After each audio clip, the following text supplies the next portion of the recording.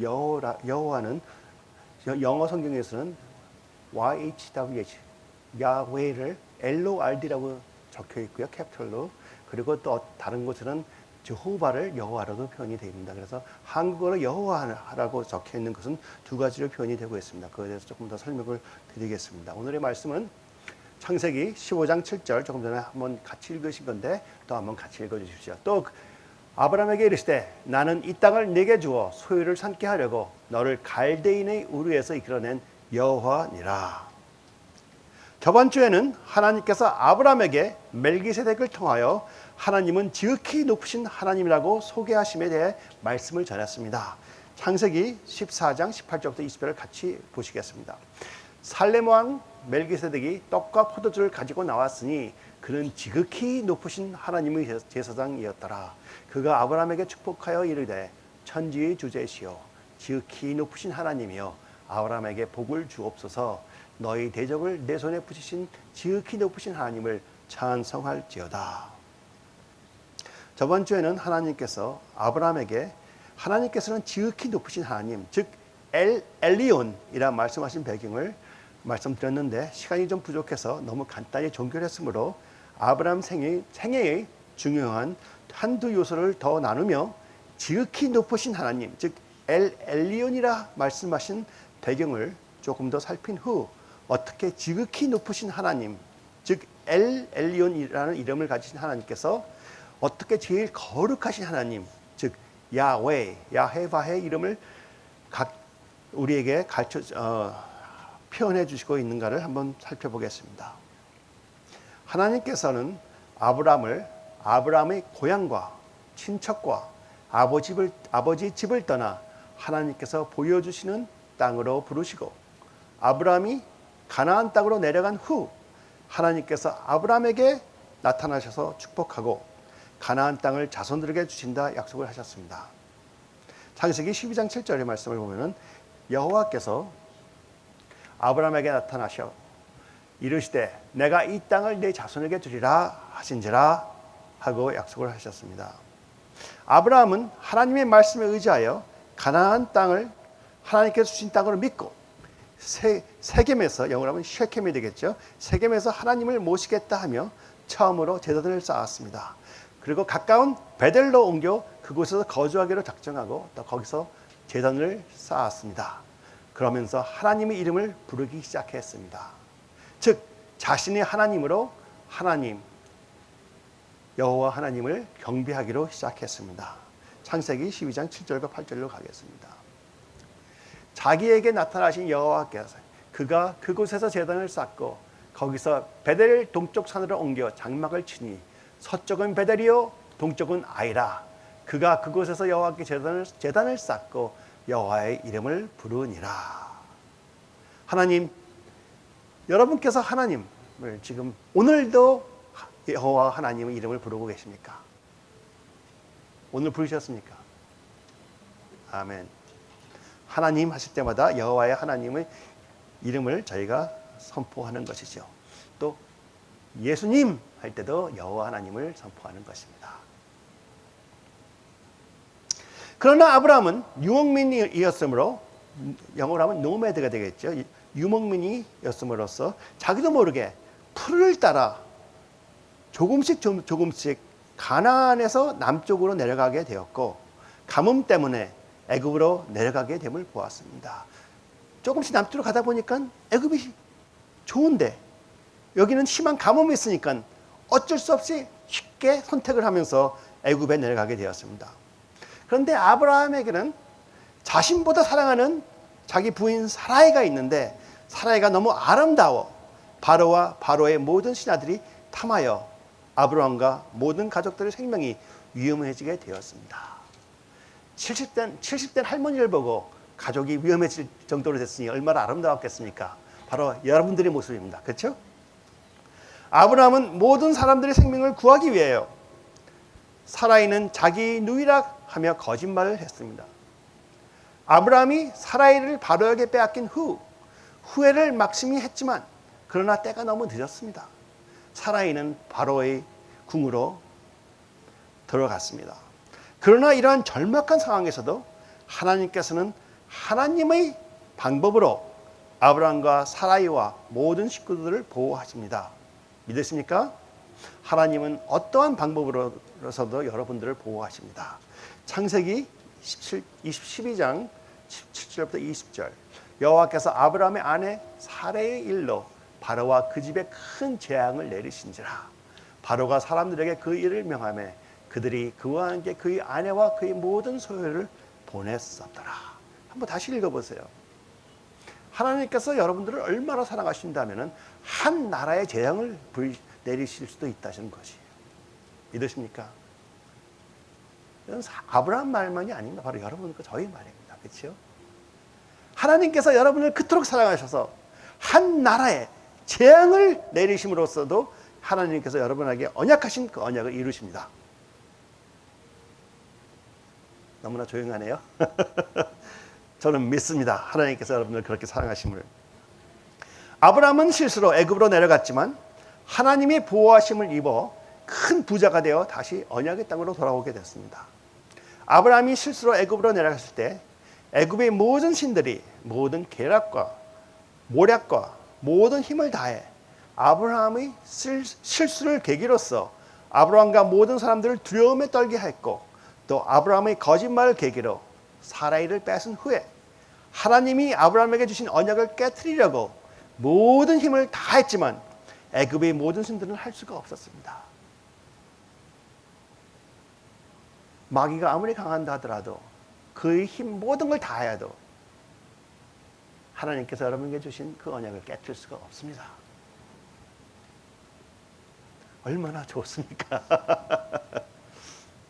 이러한 경험을 통해 아브라함은 좋은 교훈을 배웠고, 아브라함을 부르신 하나님은 모든 신들 중에서 제일 위대하시고 그 누구와도 비교할 수 없는 신이심을 아브라함은 확신하게 되며, 하나님께서는 아브라함을 지키시는 하나님이심을 알게 되고, 그러한 하나님을 전적으로 믿고 신뢰하게 되었습니다. 아브라함은 다시 가나안 땅 베델로 돌아와서 하나님께 감사를 드리며 경배했습니다. 그러한 아브라함에게 또 하나의 문제가 생기기 시작했습니다. 아브라함의 조카인 롯도 아브라함과 같이 했으므로 어느새 부유해져서 아브라함의 목자들과 롯의 목자들이 서로 땅 다툼을 하기 시작했습니다. 아브라함은 롯에게 먼저 땅을 선택하여 서로 떨어지기를 제의했으며, 롯은 자기에게 먼저 땅을 고르라 했으므로 기쁘게 좋아 보이는 아름다운 요단 지역을 마음으로 택하여 떠나갔으며, 제일 좋게 보이는 소돔까지 가서 소돔 사람들과 어울려 살았습니다. 얼마나 좋아요. 삼촌이, 자기보다도 더 많은 양과 모든 것을 누리고 있는 삼촌이, 야 롯아, 우리 싸우지 말자. 땅 봐라. 네가 오른쪽을 택하든 왼쪽을 택하든 네가 원하는데, 아니 북쪽을 택하든 원하는 데를 택하든 반대로 가겠다. 얼마나 좋은 얘기입니까?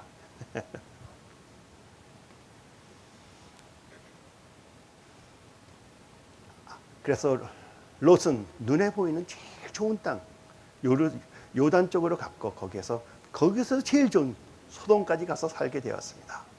그러므로 아브라함은 롯이 동쪽을 택하였기에 반대쪽 헤브론 쪽을 택하였고, 헤브론은 하나님께서 언약하신 가나안 땅이었습니다. 여러분, 저희는 항상 하나님의 땅 안에 거합시다. 언약 안에 거합시다. 여러분, 아브라함이 어떻게 자기 롯과 분쟁이 있기 시작했는지를 아세요? 왜? 갑자기 롯이 부해져 갖고 땅사 다툼이 있어 갖고 분쟁이 시작되기 시작했나요? 아브라함에게는 롯이 자신의 아들같이 아끼는 조카였습니다. 아브라함에게는 아들이 그때 없어서 어쩌면 아브라함이 고향을 떠날 때 아들같이 대하여 주기 위해, 또 의지하기 위해 데리고 떠난지 모릅니다. 그러나 아브라함이 롯을 데리고 고향을 떠나는 것은 하나님께서 말씀하셨던 사항이 아니었습니다. 아시는 것처럼 창세기 11장 1절을 같이 보시겠습니다. 하나님께서, 여호와께서 아브라함에게 이르실 때, 너는 너희 고향과 친척과 아버지 집을 떠나 내가 내게 보여줄 땅으로 가라. 고향과 아버지 집을 떠나, 추가로 친척도 떠나 내가 보여줄 땅으로 가라 하셨습니다. 그러나 어떠한 이유인지는 몰라도 아브라함은 롯을 데리고 떠났고 이제는 롯과 땅 때문에 분쟁도 있게 되었습니다. 그리고 후에는 아브라함은 롯 때문에 롯을 구하려 전쟁도 치르고 하나님께 중보하여 롯을 소돔과 고모라에서 구하고 또 미래에는 아브라함의 자손인 이스라엘은 언약의 자손인 이스라엘은 꾸준히 롯의 자손들과 전쟁을 치르는 결과가 있습니다. 바로 모압과 암몬과 심심하면 전쟁을 치르는 그러한 상황이 빚어졌습니다. 만일 롯을 안 데려갔었으면 어떠한 결과가 있었는지는 저희들은 모릅니다. 여기에 중요한 레슨이 있습니다. 하나님께서 아브라함에게 롯을 데리고 가는 것을 막지 않으셨습니다. 그렇죠? 친척을 떠나라 그랬는데 롯을 데리고 나가요. 하나님께서 롯 데리고 가지 말아라 그러지 말 안 하셨어요. 롯을 치지도 않으셨어요. 아브라함을 치지도 않으셨어요. 어쩌면 하나님께서 아브라함이 롯을 데리고 떠남을 허락하셨다고도 할 수 있겠습니다. 그러나 하나님의 말씀은 변하지 않는 것이고 하나님의 말씀 밖에 있는 어떠한 것도 하나님께서 저에게 주시는 최선이 아님을 보여줍니다. 오직 저희들에게 최선을 갖다 주는 것은 하나님 말씀 그대로입니다. 고린도전서 10장 23절을 같이 보겠습니다. 모든 것이 가나 모든 것이 허락되었으나 모든 것이 유익한 것은 아니요 모든 것이 가나 모든 것이 덕을 세우는 것은 아니니 저와 여러분은 언제든지 하나님의 말씀을 편법식으로 지키는 사람들이 되지 않고 그대로 지키는 성도들이 되어 항상 하나님의 최고를 받고 유지하는 아들, 딸들이 되기를 축원합니다. 하나님 말씀을 주시면 저희 마음대로 그걸 풀이해서 그대로 믿으려고 하죠. 롯 친척을 데리고 가지 말라 했는데 롯을 데려가면서 얘는 내 아들 같은 애 내 후손이 될 수 있는 애 하고 데려간 아브라함입니다. 하나님께서는 아브라함을 애굽에서 구출해 주실 정도로 저희를 사랑하시고 보호해 주시지만 저희가 하나님의 말씀 밖에 있을 때 하나님의 최선을 저희가 받는 것은 아닙니다. 오직 하나님이 끝없는 사랑과 은혜로 모든 것을 통하여 선을 이루시는 하나님께 우리는 감사를 드릴 수밖에 없는 상황입니다. 하나님께서 허락하지 않은 것을 우리가 했을 때 하나님께서는 벌하지 않고 이해해 주시면서 그것을 통해서라도 하나님의 뜻을 이루시고 저희들을 축복해 주시는 하나님이십니다. 그러나 그러한 과정이 있다 하여도 하나님께서 저에게 준비하신 최고가 아닌 것을 우리가 이해를 해야 되는 것입니다.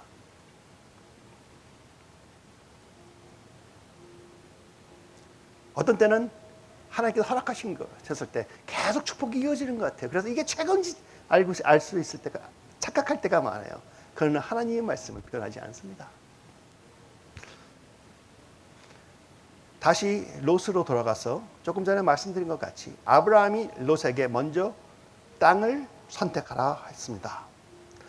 아브라함이 어떻게 자기보다 훨씬 아랫사람인 롯에게 먼저 땅을 선택하라는 의지와 자신감이 생길 수 있었을까요? 그냥 너그러운 사람이어서 그랬을까요?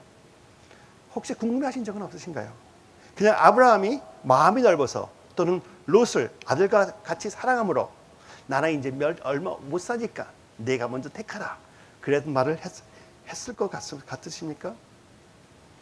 제 생각은 둘 다 맞는 말일 수 있겠지만 제 의견은 아브라함이 하나님이 언약의 말씀에서 떠나 애굽에서 고생을 함으로써 하나님의 큰 보호하심을 체험하였고 이제는 아브라함은 눈으로 판단하는 사람이 아니요 오직 하나님만을 신뢰하고 의지하는 믿음의 사람이 되었음을 보여주고 있는 것입니다. 그렇지 않고는 어떻게 아브라함에 속한 식구와 가족이 룻보다 훨씬 많고 룻이 훨씬 젊고 능력이 있고 강한데 그냥 롯에게 먼저 땅을 선택하라 할 수 있겠습니까? 여러분 같으시면 그렇게 하시겠습니까? 아브라함이 롯을 아들처럼 사랑해서 그랬다 할 수는 있겠지만 어느덧 아브라함은 애굽의 교훈을 통해 하나님을 신뢰하고 의지하는 믿음의 사람이 되었음으로써 아브라함은 오직 하나님 한 분만을 의지하기로 작정하였습니다. 자신의 눈으로 판단하지 않고 하나의 풍습으로 판단하지 않고 오직 하나님께 전적으로 의지하기 위해 롯에게 먼저 땅을 선택하려 하라 했습니다. 여러분 그러한 마음의 넉넉함이 있으십니까? 여러분도 많은 경우에 고생을 통해 하나님을 만나고 그러한 교훈을 통해 하나님을 더욱 신뢰하고 의지하게 된 경우가 있다고 믿습니다. 굉장히 중요한 시간들입니다. 그러므로 우리는 하나님을 더욱더 잘 알게 되었습니다. 로마서 5장 3절과 4절. 우리가 환난 중에도 즐거워하니 이는 환난은 인내를, 인내는 연단을, 연단은 소망을 이루는 줄 알미니라. 여러분, 혹시 환난 중에 즐거워하신 적 있으십니까? 웃으시는 분들이 많으시네요. 아마 아브라함도 환난 중에는 즐거워하지 못했을 것입니다. 사라이를 뺏겼을 때 속으로 좋아했을 수가 없어요.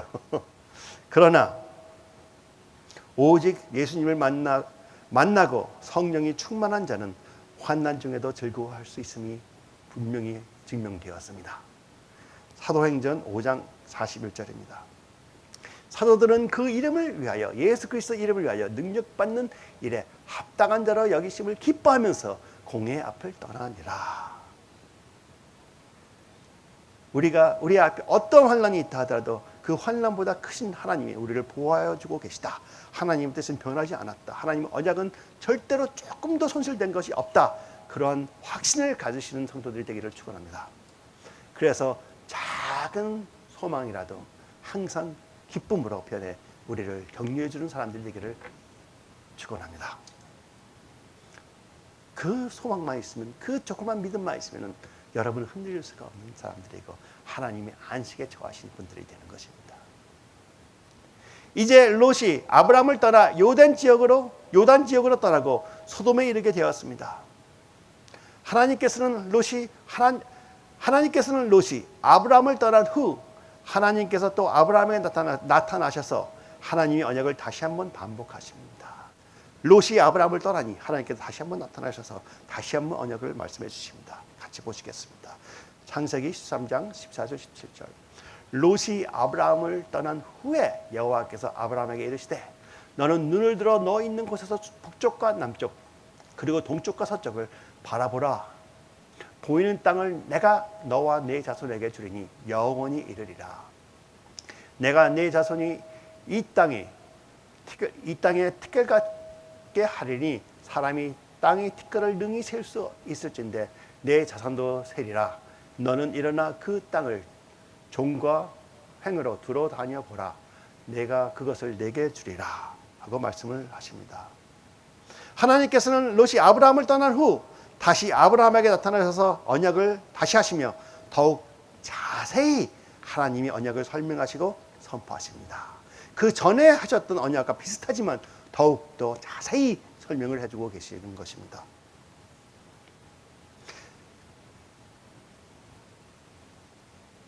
참 중요한 교훈이 하나 있습니다. 롯이 떠남으로써 하나님께서 아브라함을 처음 부르실 때 하신 말씀을 어떻게 환경을 통하여 온전히 이루게 되었습니다. 그전에는 온전히 이룬 것이 아니지. 하나님께서 내 아비와 내 고향과 친척과 아비의 집을 떠나라 했는데 친척을 떠나지 않았어요. 근데 친척이 떠나갔어. 그러니 이제 하나님의 말씀을 그대로 이루었습니다. 그때 하나님께서는 다시 나타나심으로써 더욱더 자세하게 하나님의 언약을 말씀해 주세요. 그리고 확실히 또 한번 보여주십니다.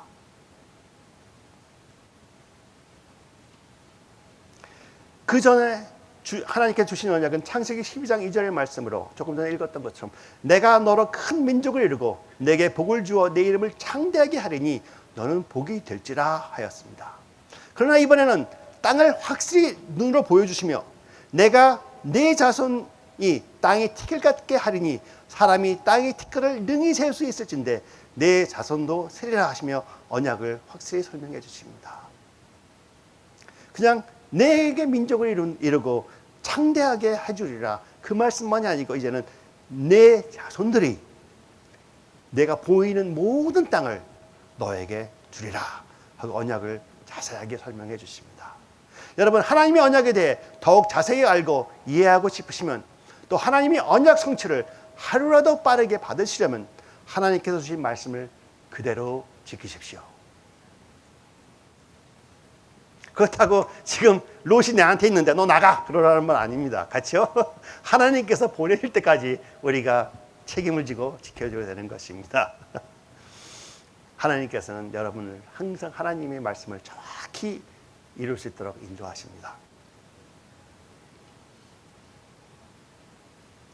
하나님께서 아브라함이 애굽으로 내려갔던 실수에도 보호해 주시면서 다시 언약의 땅으로 데려오시고 또 롯도 내보내시며 언약을 성취해 나가시는 것 같이 하나님께서는 저희 모든 환경을 극복하시며 하나님이 언약을 성취하십니다.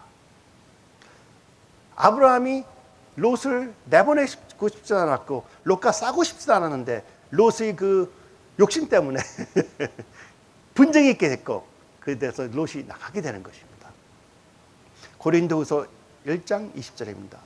하나님의 약속은 얼마든지 그리스도 안에서 예가 되니 그런즉 그로 말미암아 우리가 아멘하여 하나님께 영광을 돌리게 되니라.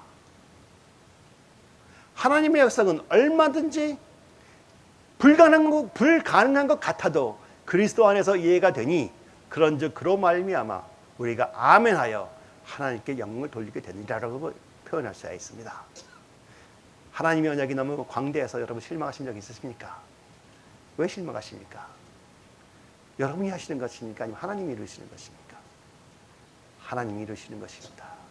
여러분이 실망하실 때는 나는 아직 하나님을 신뢰하지 못한다고 고백하는 거나 마찬가지가 되는 거지.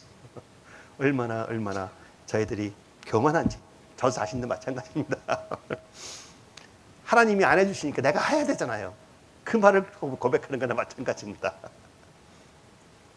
그러나 하나님의 모든 약속은 얼마든지 그리스도 안에서 예가 되니 그런즉 그로 말미암아 우리가 아멘하여 하나님께 영광을 돌리게 되니라. 우리가 아멘하였다는 것은 무엇입니까? 하나님의 말씀을 그대로 인정하고 그대로 받아들이겠다는 말이죠. 그리고 내가 내 힘으로 하는 것이 아니고 하나님께서 해주신 것을 지켜보고 동행하겠다는 약속이 되는 것입니다. 여러분 아멘 하실 때 조심히 하세요. 그냥 막 하지 마시고 이해하고 하세요. 우리가 말을 할 때 하나님께 사랑합니다. 100번, 1000번, 10,000번 해도 진짜 사랑합니다. 한 번 표현 못할 때가 있어요. 그래서 우리가 생각을 깊이 하면서 하나님 진짜 사랑합니다. 한마디 하는 것이 100만 번 하는 것보다 중요할 때가 있습니다. 아멘도 마찬가지예요. 무조건 누가 뭐라면 아멘, 아멘, 아멘. 생각도 안 하고 아멘, 좋으면 아멘. 쓸데없을 수가 있습니다. 생각하시고 내가 하는 아멘을 이해하시고 강하게 확신을 갖고 아멘 하십시오. 하나님께서 꼭 들어주십니다.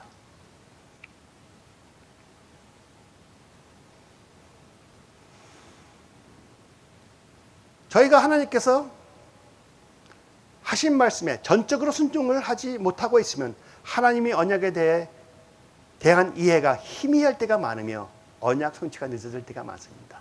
혹시 하나님의 언약, 여러분께 드린 하나님의 언약 희미할 때 있으십니까? 우리 한번 반성을 해봐야 돼요. 왜 희미한가? 하나의 예를 들면 아브라함이 가뭄을 피해 애굽에 내려갔을 때가 있었죠. 하나님께서는 아브라함을 그렇게 보호해 주셨고 모든 것을 통해 하나님의 은혜로 아브라함은 무사히 다시 가나안 땅으로 돌아왔습니다. 그랬죠. 그러나 성경에는 하나님께서 애굽에서 아브라함에게 나타나셨다든지 말씀하셨다는 말이 없습니다. 그렇죠? 애굽에서는 나타나셨다는 말이 없어요. 그렇게 창세기에서 매장마다 나타나셨다 말씀하셨다 하셨는데 애굽에 딱 들어간 다음에는 나타나셨다는 말이 없어요. 오직 하나님께서 아브라함을 보호하사 하나님의 언약 밖에서 우리가 편법적으로 했을 때 하나님의 말씀 듣기는 매우 힘듭니다. 그러나 다시 언약의 땅으로 들어오니 그때부터 또 하나님께 나타나시기 시작하십니다. 아브라함에게. 여러분은 하나님을 만나시는 사람이 되십시오. 그냥 보호만 받는 것으로 만족하지 마세요. 보호는 누구든지 다 받아요. 하나님을 모르는 자들도 보호를 받아요. 비를 내리실 때 믿는 자들에게만 비를 내리시나요? 아니요. 전체 다 주십니다. 왜? 다 사랑하시기 때문에. 그러나 하나님의 언약된 백성에게는 하나님의 이름을 주시고 하나님을 계시로 보여주시기 시작하시는 것이에요. 너는 나의 것이라. 여러분과 저는 항상 하나님의 말씀에 100% 순종하는 삶을 삶으로써 하나님과의 언약, 언약의 말씀을 바르고 정확히 이해함으로써 오직 하나님 예수님만을 신뢰하고 의지함으로써 하나님의 모든 언약을 속히 100% 받으시는 아들, 딸들이 되기를 축원합니다. 하나님께서 여러분에게 주신다고 약속하신 모든 기업을 100% 받으십시오. 이제 다시 롯에 대해 잠시 말씀드리겠습니다. 롯은 아브라함을 떠나 요단으로 가서 좋은 땅을 계속 찾아갔습니다. 계속 찾아가니 끝에는 어디까지 갔어요? 소돔까지 가서 소돔에서 거주하게 됩니다. 그러나 소돔은 굉장히 죄가 많은 도시였습니다. 창세기 13장 12절과 13절. 롯은 그 지역의 도시들에 머무르며 그 장막을 옮겨 소돔까지 이르렀더라. 계속 옮겨갔죠. 그렇죠? 그 다음에 소돔까지 이르렀어요. 소돔 사람은 여호와 앞에 악하여 큰 죄인이었더라. 성경에서 롯은 믿는 자로서 의로운 자이지만 계속 눈에 보이는 좋은 장소만 찾다가 소돔에 가서 살며 죄에 물든 사회에 살며 마음고생을 많이 하는 삶을 살았습니다.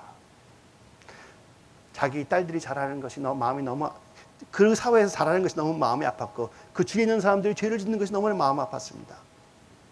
혹시 지금 시대에 저희의 모습이 아닐까 하는 생각도 듭니다. 롯도 하나님께서 자신을 소돔으로 보내서 어둠의 빛이 되게 하셨다 생각할 수 있는지 모릅니다. 롯은 하나님께서 나를 이 어두운 땅에 보내셨다. 빛이 되게 하셨으니까 나는 빛이 되게 하여 주셨기 때문에 나는 하나님께 기도하고 중보기도 하겠다. 그런 마음을 갖고 살았는지도 몰라요. 그러나 마음은 항상 아팠습니다. 롯의 이야기를 읽을 때 놀라운 것은 하나님께서 이러한 롯을 구원하기 위해 아브라함을 만나주셨죠. 천사들을 보내주셨죠. 롯이 또 소돔에서 나오는데 힘들다고 하니까 롯이 필요하고 저기 작은 고을인데 저 고을은 불을 내려주지 마십시오. 제발 좀 구해 주십시오 했더니 그것도 허락해 주셨어요. 그리고 하신 말씀, 롯 내가 소돔에 있는 그 시간 동안은 내가 칠 수가 없느니라. 하나님께서는 여러분을 그렇게 사랑하십니다. 하나님의 말씀 밖에 잠깐 나갔다 하더라도 하나님은 그렇게 사랑하신 분이 하나님이십니다. 얼마나 감사합니까? 하나님 사랑 한번 다시 묵상하시며 감사하세요. 감사합니다. 진짜 아까 우리가 찬양 드린 Amazing Grace Amazing Grace 다시 한번 생각하게 됩니다.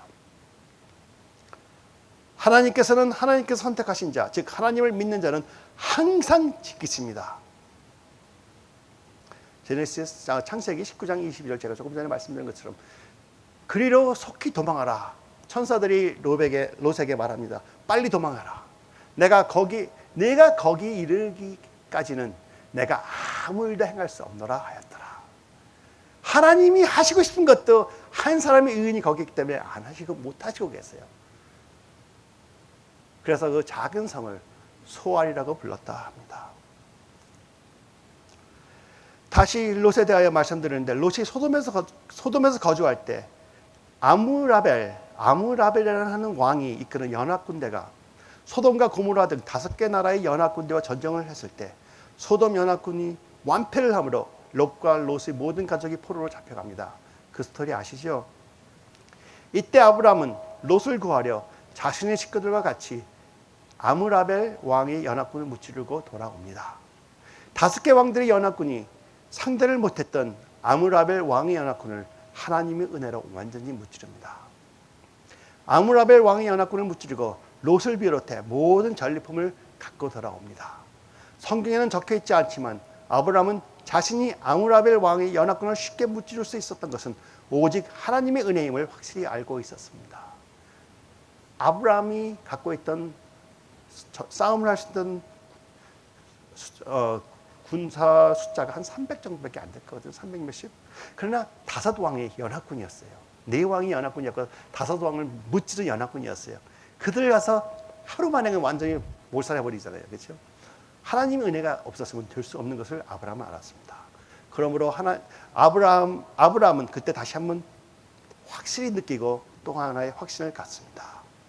아브라함이 애굽에 들어갔다 무사히 나왔으면 모든 애굽 신들보다 위대하신 하나님이 함께 하셨음이었음을 확신했고 또 이스라엘 왕의 연합군을 쉽게 묻힐 수 있었던 것도 하나님께서는 소돔 근처에 아홉 왕들이 섬기는 모든 어떠한 신들보다 훨씬 위대하시고 지극히 높으신 하나님이심을 다시 한번 확인했습니다. 여러분께서 섬기시고 있는 하나님께서는 이 세상 어떠한 신과 비교할 수 없는 지극히 높으시고 위대하신 하나님을 인정하십니까? 믿으십니까? 아니면은 내가 생각하는 하나의 신이 정도 되는 그 힘에 우리가 비교하면서 그거보다 조금 더 크겠지 하고 계십니까? 하나님은 비교할 수 없는 분이십니다. 지극히 높으신 분이에요. 다른 무엇과 비교해서 비교할 수 없을 정도로 지극히 높으신 분입니다. 지극히라는 단어 참 애매하지만 지극히 끝없이 높으신 분이라 보시면 좋겠습니다. 아브라함이 모든 신들보다 위대하고 높으신 하나님을 이해하고 믿기 시작할 때 하나님께서는 자기 자신의 이름을 멜기세덱을 통하여 말씀해 주십니다. 그 이름이 엘 엘리온이었어요. 저번 주에 말씀드렸던 창세기 14장 18절부터 20절입니다. 살렘 왕 멜기세덱이 떡과 포도들을 가지고 나왔으니 그는 지극히 높으신 하나님의 제사장이었더라. He was the high priest of 엘 엘리온. 그가 아브라함에게 축복하여 이르되 천지의 주제시여 지극히 높으신 하나님이시여 아브라함에게 복을 주시옵소서. 너희 대적을 내 손에 붙이신 지극히 높으신 하나님을 찬송할지어다. 멜기세덱을 통하여 하나님께서는 내 이름은 엘 엘리온이다. God Most High. 지극히 높은 하나님이다 하고 말씀해 주십니다. 저희는 항상 지극히 높으신 하나님을 믿고 오직 하나님만을 의지하며 살아갑시다. 아브라함은 하나님의 이름을 엘 엘리온, 지극히 높으신 하나님이심을 멜기세덱으로부터 듣고 하나님을 경배하고 전적으로 다시 한번 신뢰하게 됩니다. 신뢰하게 될까요? 안 될까요? 신뢰하게 되죠. 그때 아브라함은 하나님을 믿고 경배함을 표현하기 위해 하나님의 제사장이신 멜기세덱에게 무엇을 바쳐요? 11조를 바칩니다. 저희가 하나님께 드리는 11조는 하나의 율법의 조항이 아니고 하나님께서 저희의 하나님이라는 우리의 믿음의 표현이며 저희의 언약의 한 부분입니다. 여러분 11조를 중요히 여기시고 지키십시오. 저희 Father's House가 돈이 필요해서 말씀드리는 거 아니에요. 항상 충분히 넘치게 부어주셨습니다. 진짜 놀라운 것은 아직 작은 그룹인데 적자가 없었어요. 얼마나 감사합니까? 그러니 제가 여러분한테 11조 강조 안 합니다. 그러나 강조합니다. 왜? 여러분이 복을 받으시니까. 하나님께 드리는 내 언약의 표시예요. You are my God. 그걸 소홀히 하면 되겠습니까? 저는 항상 꼭 지킵니다. 이상으로. 그거 제가 말씀드려야 되겠죠. 그렇죠? 저는 안 하면서 여러분한테 하라고 하면 안 되죠. 그래서 진짜 하나님께서 놀라우세요. 한번 해보세요. Father's House 싫으면 다른 교회라도 하세요. 다른 사역이라도 하세요. 하나님을 믿고 해보세요. 부탁드리는 거예요. Father's House 돈이 필요해서 하는 거 아닙니다. 여러분, 하나님께서는 너는 내 아들이라 딸이라고 선택하시면서 십자가의 증표를 보여주셨어요. 예수님을 보내주셨어. 저희가 하는 것은 11조 바치는 거예요. 다른 거 아니에요.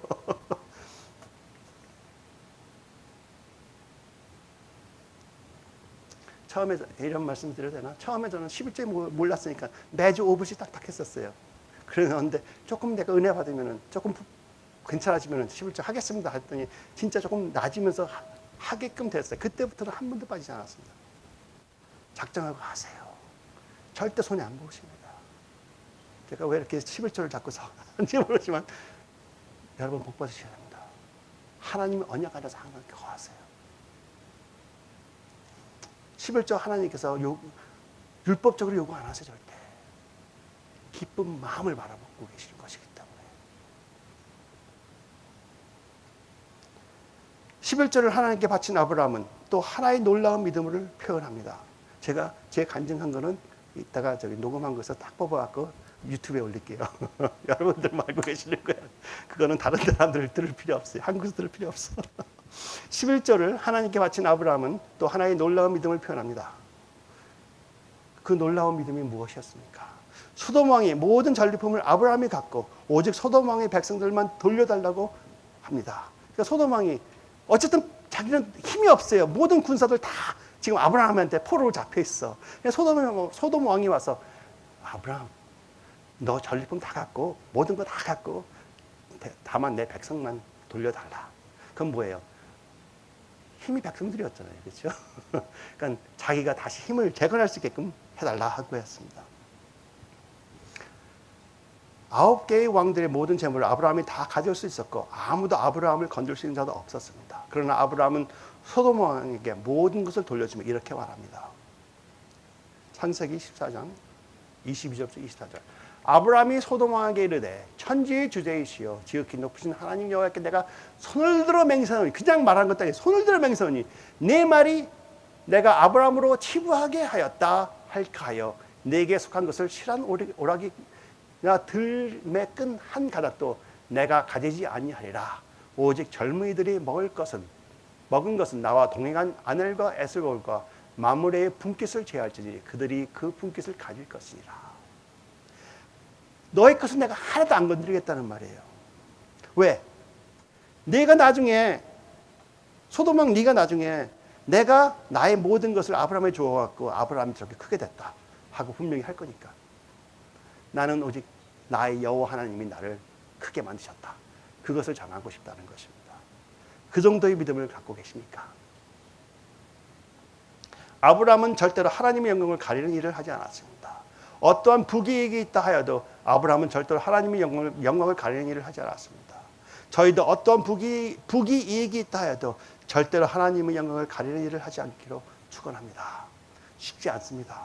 그러나 축원합니다. 성령님께서 인도하심으로 여러분 하실 수 있습니다. 또 하나의 좋은 레슨은 소돔 왕은 죄의 왕입니다. 그렇죠? 소돔 왕같이 많은 죄를 진 사람이 없어요. 의인은 죄의 왕과 하나가 될 수가 없습니다. 사실 오늘 설교와 조금 관계가 없을 수가 있는데 말씀드리고 싶어서 말씀드립니다. 추가로 소돔 왕은 거짓과 허위로 가득한 자입니다. 그러한 자를 어떻게 믿겠습니까? 제 추측으로는 소돔 왕은 분명히 사기꾼이며 악독한 자였습니다. 여러분, 사기꾼이나 악독한 자들하고는 어떠한 계약도 하지 마십시오. 절대로 여러분이 이익으로 끝날 수가 없습니다. 한 번 속았으면 한 번 속은 것을 만족하시고 그들에게 정의를 구하려 하지 마십시오. 많은 사람들이 나는 정의를 구해야 된다. 내가 맞는 것을 증명해야 된다. 그것 때문에 망합니다. 로마서 12장 19절입니다. 내 사랑하는 자들아 너희가 친히 원수를 갚지 말고 하나님의 진노하심에 맡기라. 기록되었을 때 원수 갚는 것이 내게 있으니 내가 갚으리라고 주께서 말씀하시니라. 그 사기꾼들은 어떠한 정의를 줄 수도 없고 또 정의가 무엇인지도 모르는 그런 무지한 자들입니다. 그렇죠? 그러니까 사기꾼이죠. 그렇죠? 의를 행하려고 했으면 어떻게 사기를 치겠습니까? 자신들의 정체성이 선함을 표현할 수도 없고 또 표현하지도 못하게 하는 것입니다. 마귀가 사랑할 수 있을까요? 하고 싶어도 사랑이라는 개념을 모릅니다. 할 수가 없어요. 그들이 좋게 말하는 그들의 진심으로 보장하는 진심으로 보장하는 약속은 허위로 보시는 게 좋습니다. 특히 교회 내에서 조심하십시오. 거짓 선지자들을 삼가라. 양의 옷을 입고 너에게 나오나니 속에는 노략질하는 일이라. 그림도 하나, 그림을 내가 안 보냈네. 죄송합니다. 여기 그림이 하나 있는데 양들의 양털 입고선 늑대가 하나 있어요. 한 가지 조언을 해드리면 괜찮다면 여러분 절대로 교인과는 동관계를 맺지 마십시오. 부탁드립니다. 교회에 마음 좋고 사랑 많은 교인들이 모여있음을 알고 사기치려고 일부러 교인들에게 가까이 오는 사람들이 있습니다. 그들을 와서 나는 좋은 사람이니까 나도 돈을 빌려달라 그러지 않습니다. 나는 사기꾼이니까 돈 좀 빌려달라 그러지 않습니다. 항상 와서 1, 2년 잘 섬기면서 충실한 척하다가 나중에 신뢰를 받은 다음에 그때 가서 나는 옛날에 이렇게 큰 사업을 했었는데 이렇게 힘듭니다. 아주 좋은 아이디가 있는데 이거 투자해 주십시오. 내가 이렇게 드리겠습니다. 그걸 한 번 했으면 믿어줄만 하지만 수없이 도시마다 하고 다니는 사람들이 많이 있습니다. 거기에 많은 교인들이 물려요. 안 돼요. 어떤 때는 그 사람이 진짜 필요해서 좋은 마음으로 요구를 할 때가 있어요. 부탁할 때 그때도 조심해서 돈 관계는 안 가지시는 것입니다. 성경에도 적혀 있어요. 누구에게 돈을 빌려주면 그의 노예가 되는 것이라.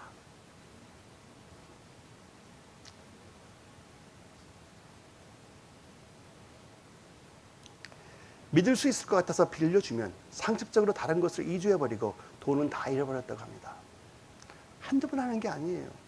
어떤 때는 LA에서 3년 살고, 그 다음에 시카고에 3년 살고, 그 다음에 아틀란타 가서 3년 살고, 다시 오렌지 카운티에 와서 3년 살고, 그 다음에 또 저기 텍사스에 가서 3년 살고, 그런 사람들이 있어요. 가는 데마다 수십만 불, 수백만 불씩 갖고 가는 사람들. 만일 돈을 빌려준다고 하시면 그 친구를 잃어버려도 된다고 생각하시고 하십시오. 또 돈을 못 받아도 될 때 그만큼만 빌려주십시오. 부탁드립니다. 왜? 이런 것을 저는 봤어요. 제가 변호사잖아요. 그러니까 제가 도와줄 수도 없는데 와서 한두 명이 아니에요. 다른 교인들도 와서 내가 이랬는데 어떻게 하면 좋겠습니까? 제가 어떻게 그들한테 교훈을 줘요? 도와드릴 수가 없습니다. 그들이 돈이 없는데 어떻게 받겠습니까? 소송에도 아무 소용이 없습니다. 그거밖에 제가 할 수 있는 말이 없어요. 하지 마세요. 하나 예가 있는데 저희 교인이었어요. 우리 부부인데 부부가 둘 다 장애인이에요. 근데 열심히 일했어요. 두 분 다 카운티에서 30년, 40년 일해갖고 리타이어 했어요. 한 분은 당뇨예요. 당뇨를 해서 오른발이 절단해갖고 목발이라고 그래, 목발을 짚고 다녀요. 근데 아들이 하나 있는데 아들이 또 정신이 조금 왔다 갔다 해요. 불쌍한 사람들이에요. 근데 항상 하나님 은혜로 기쁨이 충만한 사람들이었어요. 근데 어떤 사람이 와갖고 한 1년 동안 친하게 지내면서 저는 몰랐어요. 리타이어하기 위해서 모았던 모든 돈, 한 10몇만 불을 내가 필요하니까 빌려달라고, 이자 많이 줄 테니까 빌려달라고. 그러니까 리타이어 할 때쯤 되니까는 돈이 좀 오래했든지 아니면은 그 사람이 불쌍하게 자꾸 부탁하니까, 사실 딸이 불쌍한 처지에 있었거든요. 그걸 다 줬어요. 다행히 카운티에서 일했으니까 뭐예요? 그 펜션은 뺏어갈 수 없었겠죠. 그게 있어서 지금 겨우 그래도 편안한 생활을 하고 계십니다. 10몇만 불을 다 줬어요. 당장 갚아주겠다. 이것만 끝나면 갚아주겠다. 그리고 가서는 그 돈을 다 써버리고 다른 교회를 가버렸어. 저는 몰랐어요. 나중에 다 잃어버린다고 해서. 목사님, 이분이 이랬어요. 어떻게 해요? 여러분 당하지 마십시오. 부탁드립니다. 특히 하나님을 사랑하는 자들이 많이 모이는 것은 그러한 자들이 찾아옵니다. 왜 제가 이런 말씀을 드리는지 모르겠어. 조심하라고.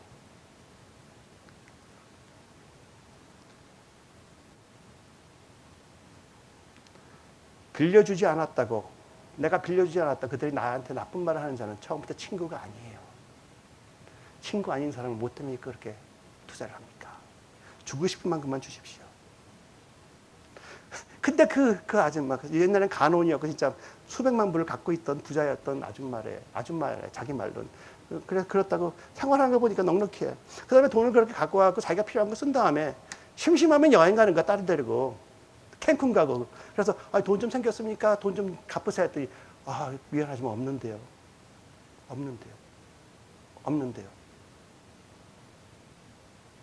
어떻게 해요? 나이 드신 노인 부부가. 할 수 없죠. 여러분, 잘 기억하세요. 돈놀이 하지 마세요. 남의 일이 아닙니다. 그렇죠? 오늘의 말씀으로 다시 돌아가겠습니다. 제가 너무 외길도 많이 가서 용서해 주십시오. 몇 주 전에도 한 분이 와서 저한테 그런 하소연을 했어요. 그래서 말씀드리는 거예요. 우리 교인이 아닙니다, 다행히. 오늘의 말씀으로 되돌아가면은 아브라함은 절대로 하나님의 영광을 가리는 일을 하지 않았습니다. 또 아브라함은 하나님을 지극히 높으신 하나님, 즉 엘리온으로 믿으며 신뢰를 했고 더 자신이 하나님을 지극히 높으신 하나님으로 하나님을 지극히 높으신 하나님으로 믿음을 행동으로 실천했습니다. 그렇죠? 11조를 바치고 그 소돔 왕으로부터 하나도 일전도 안 받았다. 하나님께서는 아브라함에게 또 나타나시며 하나님의 언약을 더욱 자세히 알려주십니다. 우리가 하나님의 뜻에서 하나님의 방법으로 산다면 하나님께서는 하나님의 언약을 더욱더 자세히 분명히 알려주십니다. 창세기 15장 1절부터 5절의 말씀 요약해서 읽어드리겠습니다.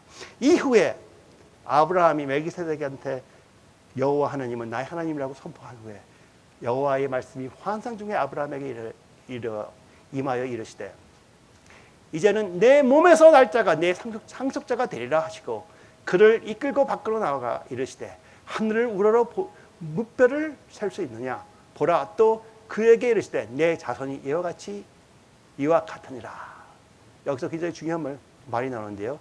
내 몸에서 나오는 자가 내 상속자가 되리라 하고 말씀했습니다. 더욱더 정확히 말씀해 주신 것이죠. 내 아들이 너의 상속자가 되리라 하고 말씀해 주십니다. 이러한 하나님의 언약을 들은 아브라함은 지극히 높으신 하나님, 엘리온 하나님을 지극히 높으신 하나님, 신뢰할 수 있을 만하고 자기의 확신이 있으니까 그대로 믿습니다. 여러분 하나님의 말씀 그대로 믿으시겠습니까? 그 하나님의 말씀 그대로 믿은 아브라함에게 하나님께서 은혜를 주세요. 어떤 은혜를 주신지 아세요? 그러한 언약을 주신 지극히 높으신 하나님을 그대로 믿고 신뢰한 아브라함에게 하나님께서는 큰 은혜를 주십니다. 아브라함이 여호와를 믿으니 여호와께서 이를 그 의로 여기시고 그 믿음을 의로 여기셨다는 거예요. 어떠한 믿음이요? 하나님 언약을 믿은 게 아니지요. 아브라함이 여호와의 언약을 믿으니라고 적혀 있지 않습니다. 아브라함이 여호와 하나님을 믿으니라고 적혀 있습니다. 그 말씀 주신 하나님을 믿었다 하셨습니다. 아브라함은 언약을 주신 지극히 높으신 하나님을 그대로 믿고 신뢰했습니다. 아브라함의 하나님을 전적으로 믿고 신뢰하는 믿음을 보시고 하나님께서는 아브라함을 의인으로 여기십니다. 하나님께서는 여러분의 믿음을 보시고 여러분을 의인으로 여기시는 것입니다. 믿으십니까? 하나님께서는 아브라함을 의인으로 인정하신 후 다른 또 하나의 하나님의 이름을 선포하시며 그의 뜻을 알려주십니다. 그 이름이 바로 야헤바헤, 창세기 15장 7절입니다. 또 그에게 이르시되 나는 이 땅을 내게 주어 소유를 삼게 하려고 너를 갈대아인의 우르에서 이끌어낸 여호와니라. 여호와니라. 영어로 하면은 I am the Lord. 단 한 분의 Lord. 전부 다 캐피털로 적혀 있어요. 그렇죠? L도 캐피털이고 O도 캐피털이고 R도 캐피털이고 D도 캐피털이에요. 그것은 비교할 수 없다. 단 한 분의 하나님. 히브리어로 적으면 저렇게 되었습니다. 야헤바헤. 즉 야헤바헤 주님, Lord, 여호와. 저 여호와를 LORD 주님이라고 뜻을 성경에 적을 때는 한국어는 항상 여호와입니다. 여호와. 즉 야훼.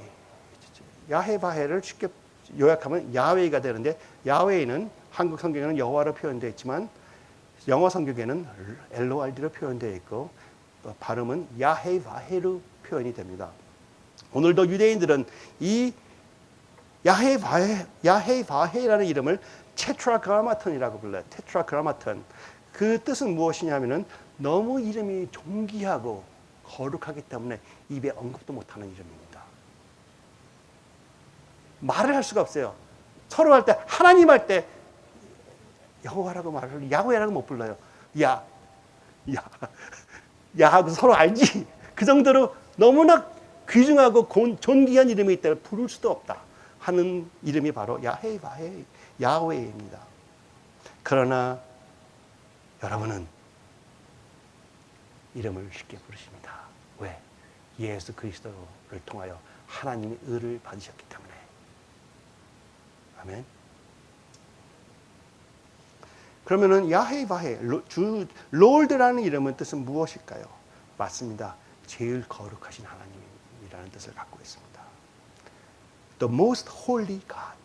거룩하다는 건 홀리죠. 그러면 거룩하다는 말의 뜻이 무엇인가요? 여러분 무엇인가요? 거룩에 대해서 아세요? 거룩이라는 단어는 특별히 선택되어 분리되었다는 뜻입니다. 즉 chosen and separated out 라는 뜻이에요. 바로 하나님께서 창세기 15장 7절에서 하신 말씀입니다. 또 그에게 이르실 때 나는 이 땅을 내게 주고 소유를 삼게 하려고 너를 갈대아인의 우리에서 이끌어낸 여호와라. 너를 갈대인의 그 문화와 모든 너희 아버지와 모든 집에서부터 뽑아내서 내가 선택하여 너를 끄집어내서 나와 하나 되게 만든 여호와 하나님이라. 하나님이 거룩하시기 때문에 여러분이 하나님과 하나가 될 때 거룩해지는 것입니다. 우리가 이러죠. 우리는 매일 sanctify 받고 있다. 매일 정결케 되고 있다. 그렇죠? 사실 그 잘못된 말이에요. 우리는 매일 정결돼가는 열매를 맺고 있어요. 그러나 우리 정결됨은 여러분이 노력해서 되는 게 아닙니다. 여러분이 내가 얼마나 의로운 생활을 오늘 했느냐에 따라 되는 게 아니에요. 여러분은 벌써 의인으로 하나님께서 부르셨어요. 그러니 오늘 얼마큼 내가 많은 열매를 맺고 있느냐는 것뿐이지 내가 잘 살려고 노력해서 조금 더 나아지는 게 아닙니다. 착각하지 마세요. 그러므로 매일매일 여러분은 나는 하나님 은혜로 나는 살고 있구나. 나는 하나님 은혜로 살고 있구나. 하나님 은혜로 내가 오늘도 또 좋은 열매를 맺고 있구나. 그렇게 표현하십시오. 그러지 않으면 나는 잘 살고 노력을 많이 하기 때문에 저 사람보다 나아. 그렇게 착각을 하게 되기 시작합니다. 그러지 마십시오. 그와 저는 똑같은 사람입니다. 둘 다 뭐예요? 죄인이었어요. 바울은 자기가 죄인을 계시였다 그럽니다. 저희의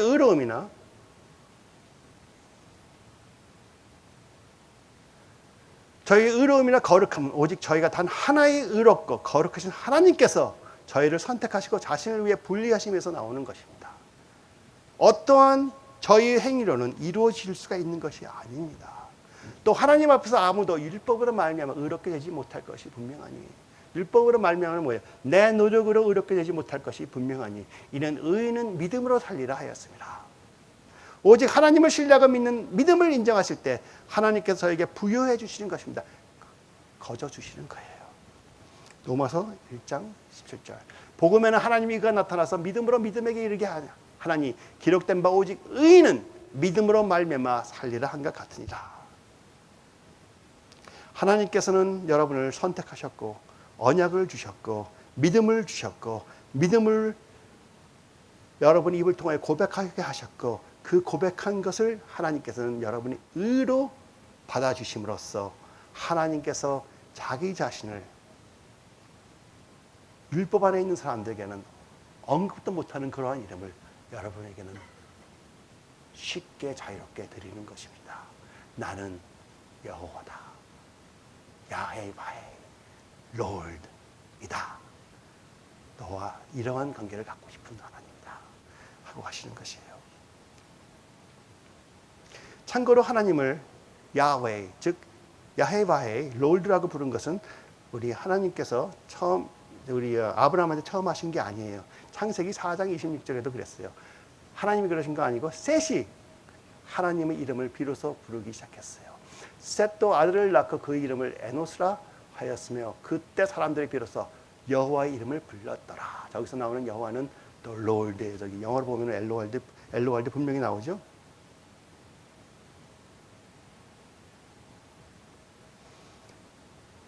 여러분과 제가 하나님의 이름 야훼 또는 여호와를 입에 쉽게 언급할 수 있는 것은 오직 그리스도 예수의 십자가 속량사역이 있었으므로 저희가 믿음으로 하나님의 의로움을 부여받았기 때문입니다. 여러분이 아시는 것처럼 사랑은 여기 있나니 있으니 우리가 하나님을 사랑한 것이 아니요 하나님이 우리를 사랑하사 우리 죄를 속하기 위하여 화목제물로 그 아들을 보내셨습니다. 자, 이제 마지막으로 하나님의 이름 야훼 엘로알디 야헤바헤에 숨겨져 있는 보물을 하나 나누고 오늘의 말씀을 마치길 원합니다. 오늘 설교가 좀 길었습니다. 여러분, 하나님의 이름 야훼에 굉장히 중요한 예수 그리스도의 사랑과 예수 그리스도의 속량사역이 선포되고 있음을 아십니까? 태초부터 하나님의 비밀이 선포되고 있음을 아십니까? 바로 이 단어에 보세요.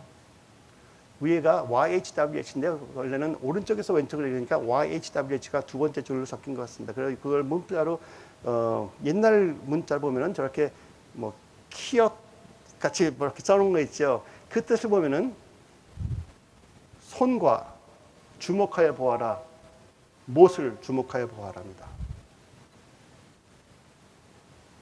그게 야훼, 저호바, 야헤 바헤 뜻입니다. 손을 주목하여 보고 못을 주목하여 보아라. 예수 그리스도 하나님께서 십자가에 못 박혀 죽으시는 것을 주목하여 보아라 하는 말입니다. 하나님께서는 놀라운 비밀을 항상 하나님의 이름에 숨겨놓고 계십니다. 이게 바로 하나님께서 저에게 주신 돌이킬 수 없는 피의 언약이에요. 예수 그리스도 십자가가 무엇이었을까? 하나님이 주신 피의 언약이었습니다.